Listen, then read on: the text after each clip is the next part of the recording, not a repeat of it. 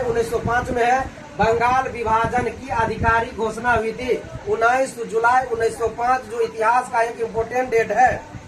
19 जुलाई 1905 ईस्वी को बंगाल विभाजन की आधिकारिक घोषणा हुई थी। इससे पहले 6 जुलाई 1905 ईस्वी को इस आधिकारिक घोषणा का प्रकाशन किया गया था। 6 जुलाई 1905 को घोषणा का प्रकाशन हुआ। 19 जुलाई 1905 में घोषणा किया गया और घोषणा के बाद 7 अगस्त 1905 ईस्वी को सर्वदलीय बैठक का आयोजन किया गया और अंततः लॉर्ड कर्जन जो उस समय वायसराय था 16 अक्टूबर 1905 ईस्वी को बंगाल को विभाजन कर दिया। वही डेट संबंधित है। तो 19 जुलाई 1905 ईस्वी को बंगाल विभाजन की आधिकारिक घोषणा हुई थी। इसकी घोषणा बंगाल के तत्कालीन वायसराय लॉर्ड कर्जन जिसका कार्यकाल रहा 1899 से 1905 ने किया था। नोट करके लिखा हुआ है बंगाल का विभाजन 16 अक्टूबर 1905 ईस्वी को पूरी तरह से कर दिया गया। बंगाल को 2 भागों में बांट दिया गया 16 अक्टूबर 1905 ईस्वी को। देखिए इसे 2 भागों में बांटा गया। एक भाग कर दिया पूर्वी बंगाल, दूसरा भाग कर दिया पश्चिमी बंगाल। पश्चिम बंगाल आज भारत का हिस्सा है, जो पश्चिम बंगाल क्लियर। अगला देखिए पूर्वी बंगाल भारत के विभाजन के बाद पाकिस्तान में चला गया और जिसका नाम कर दिया पूर्वी पाकिस्तान।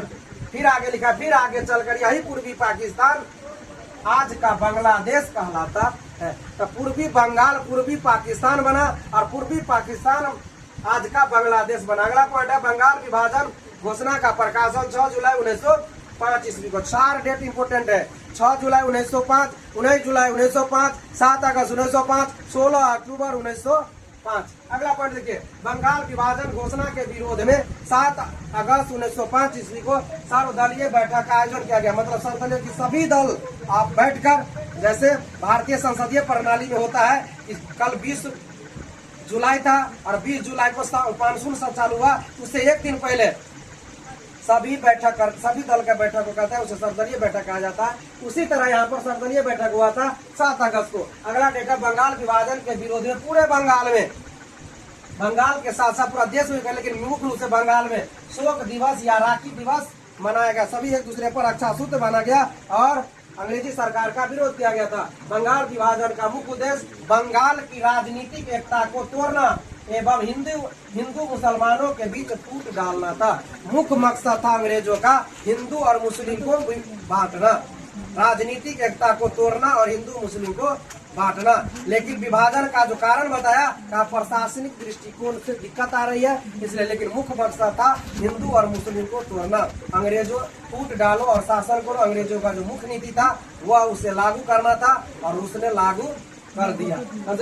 अगला देखिए देश में बढ़ते भारी विरोध के कारण 12 दिसंबर 1911 यानी 12/12/1911 ईस्वी को बंगाल विभाजन को पूरी तरह से रद्द कर दिया गया। मतलब बंगाल विभाजन लागू हुआ 16 अक्टूबर 1905 को, जबकि बंगाल विभाजन को रद्द किया गया 12 दिसंबर 1911 ईस्वी को। इसी विभाजन के फलस्वरूप स्वदेशी आंदोलन एवं भंग आंदोलन चलाया गया।